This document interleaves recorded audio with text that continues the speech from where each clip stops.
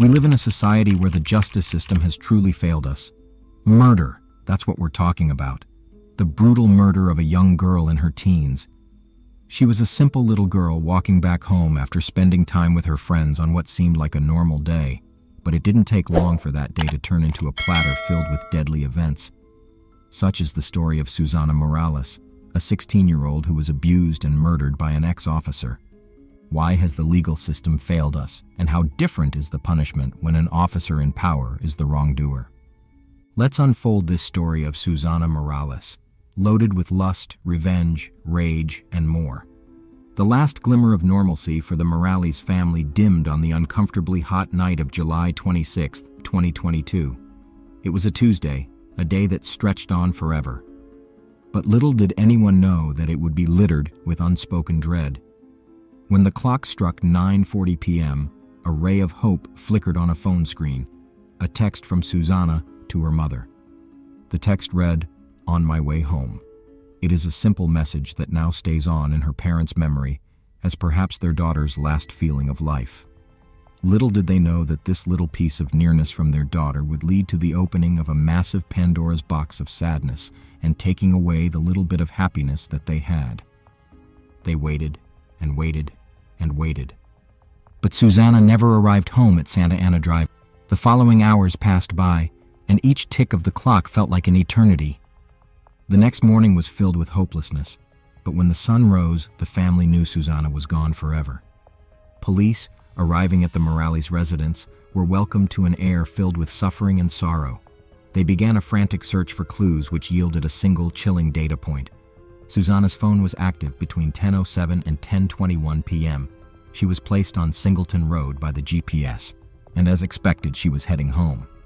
However, a heart-stopping truth lurked beneath the superficial layers of this evidence. She never completed her journey. She was gone somewhere along that lonely stretch of road. She left, leaving her family grappling with unanswered questions. The route home became a dreadful reminder of what they'd lost. Susana Morales was a daughter and a sister, but moreover, she had a life that ended far too soon. Looking further into the details of the case, it came to light that between 10:21 p.m. and 10:26 p.m., her phone signaled that she was in the area of Oak Lock Trace and Steve Reynolds Boulevard. Now, two things might have happened at this point. Either her phone's battery died at that location, or someone turned it off. Either way, from that moment onward, it was destined that Morales wouldn't make it home. Investigations continued, and it was on February 6, 2023, that the case had a breakthrough. Officers between Drowning Creek and Barrow County shared intel about what they thought to be human remains found in the forest. This was 20 miles away from where the teen was last spotted. The news reported a former Doraville police officer accused of kidnapping and murdering a Gwinnett County teenage girl has now been charged with attempted rape in connection with the case. 1 year since the Gwinnett County family last saw 16-year-old Susana Morales. It would be months before they would learn she was kidnapped and murdered. And according to investigators, that was all at the hands of a former Doraville police officer. Newsflash and angry local reporters hastily covered the news. The subjects in the locality went back and forth from an unsafe neighborhood to curbed freedom for young girls, to do not step out alone, and more. And all this was because of the alleged criminal named Miles Bryant. His story is one that will send chills down everyone's spine. A felony murderer, malicious murderer, and false reporter of a crime. The man who abducted a 16-year-old. These are words that can be used to describe Miles Bryant. What could have come over his head that he kidnapped an innocent little girl who was walking back home from a friend's house? Miles sure is a big piece of this puzzle called murder. But is he really the missing piece that will lead to the closure of the case? One can't be too sure. Which is why officials closely watched him and his actions.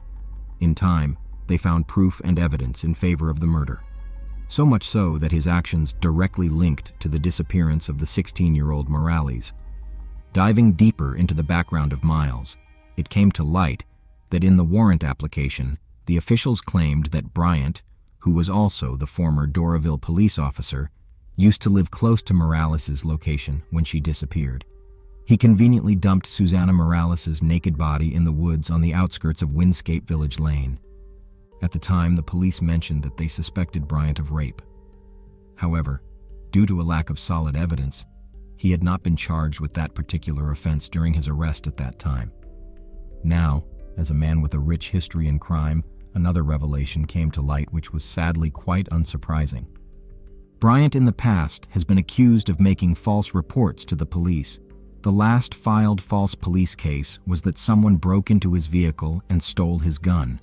But in reality, where did the gun go? Was it really his vehicle? No one knows.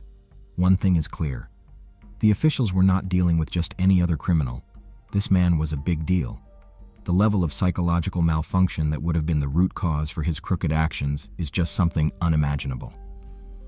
On the 10th of January 2024, a grand jury in Gwinnett County issued an indictment against Bryant.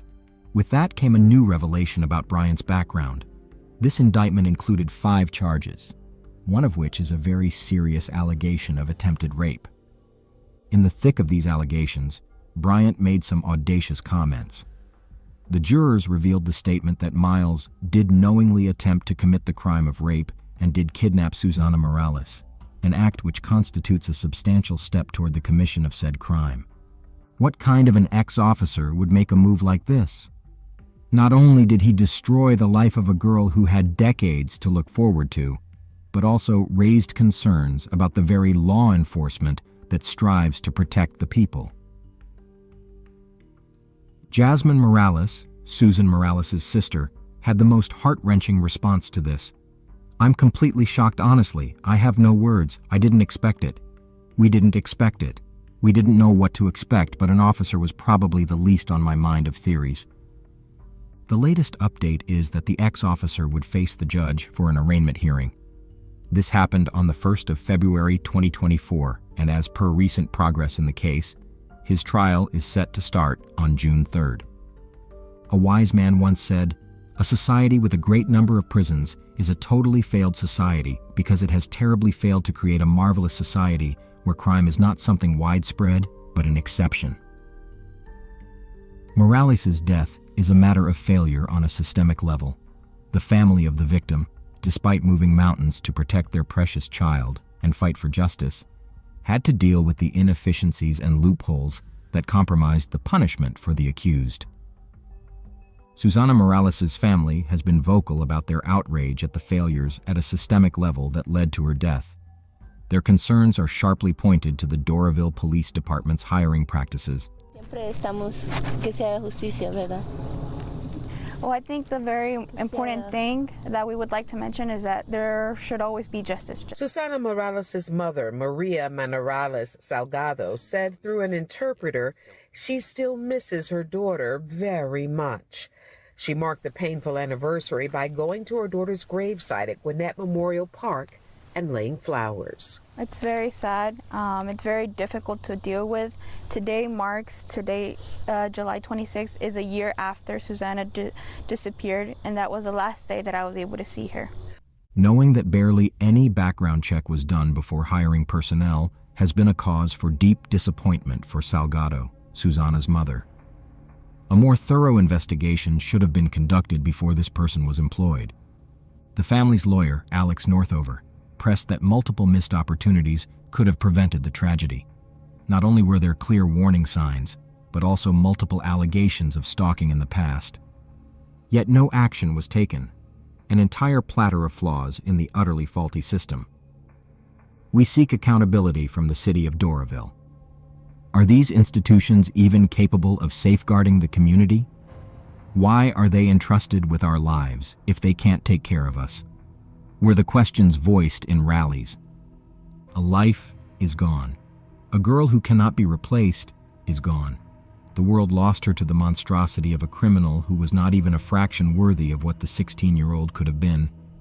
In her mother's words, she visits her daughter's grave every single day. I think it brings some kind of peace to me, knowing that she's here. I know that I'm not wondering where she's at or if she's somewhere else. I know that her remains are here. Justice is for the person who murdered my daughter to be in prison. Currently, I know that he is detained and he is in jail, but it's not the place where I would want him to be. The painful story of Susana is a stark reminder that the very people who are meant to protect us can turn into pure predators. If you liked this video, please be sure to subscribe and hit the notification bell so you don't miss out on future uploads. See you in the next video.